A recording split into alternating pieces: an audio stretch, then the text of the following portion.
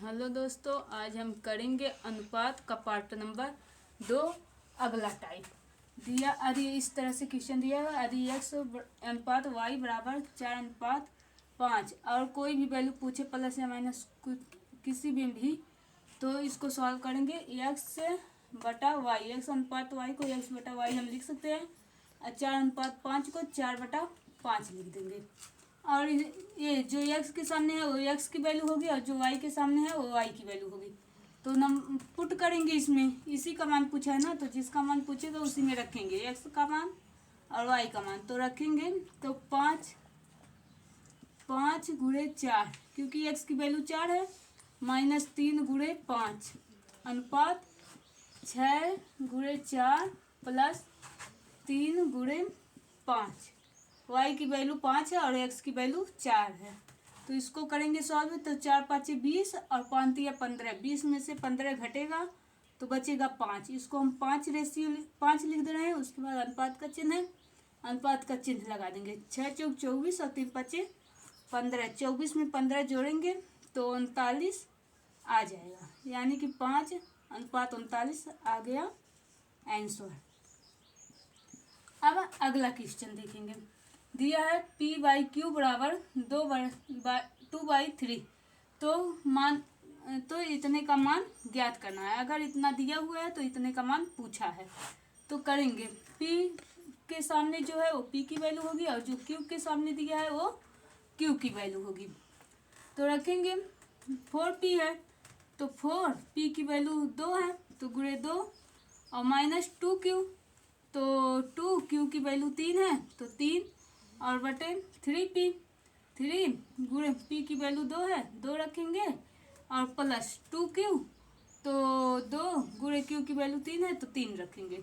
बराबर सॉल्व करेंगे तो 4 दूना 8 और माइनस 6, 8 में से अगर 6 जाएगा तो बचेगा 2 और बटा 3 दूना 6 और 2 3 6, 6 हो जाएगा 12।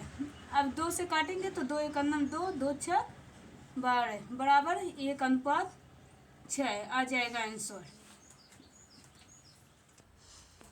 अब देखते हैं अगला सवाल। अगर दिया हो यदि x अनुपात y बराबर 2 अनुपात 3 और y अनुपात z बराबर 2 अनुपात 1, इस तरह का क्वेश्चन दिया हो जिसमें 3 हो, तो x अनुपात y अनुपात z का मान ज्ञात कीजिए। तो हमें सबसे पहले x अनुपात y अनुपात z का मान ज्ञात करने के लिए हम इसको लिख लेते हैं। x अनुपात y दिया है तो हम लिखेंगे x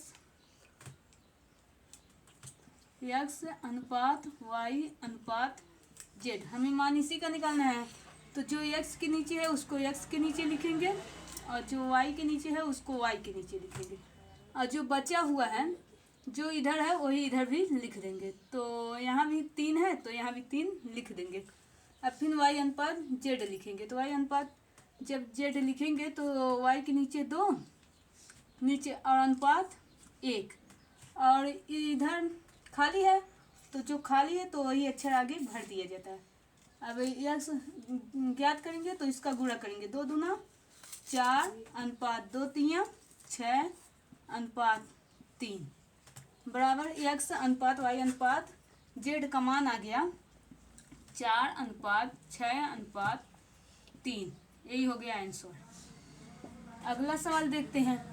यदि x बराबर 1/3y और y बराबर 1/2z, तो x अनुपात y अनुपात z का मान ज्ञात कीजिए।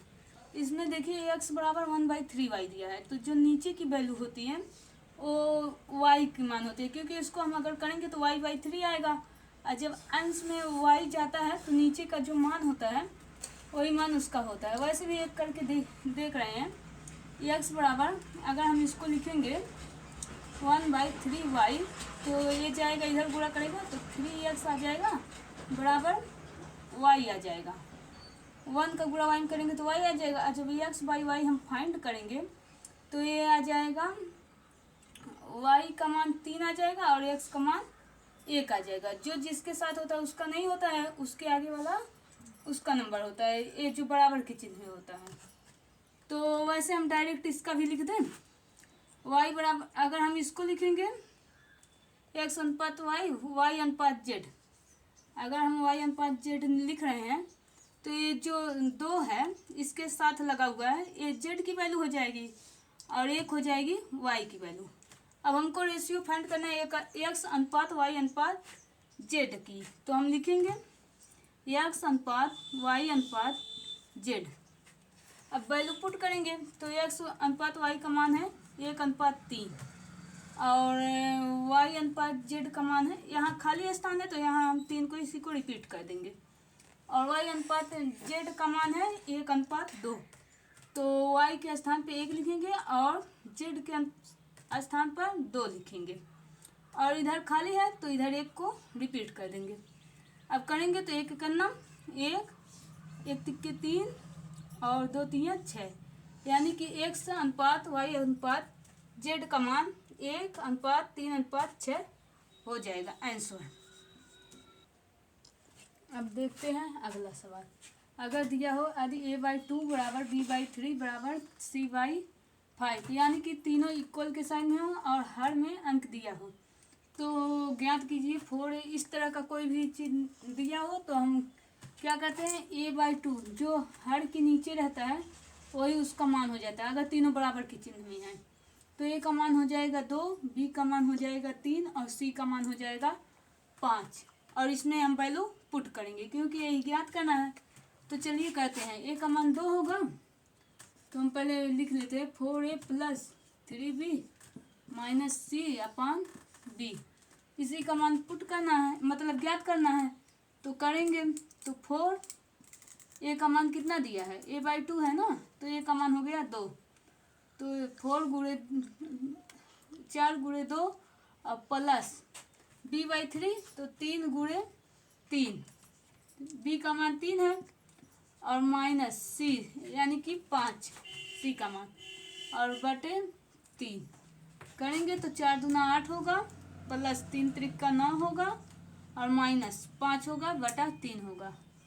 9 8 17, 17 में से 5 जाएगा तो बचेगा 12, 12 बटा 3, तो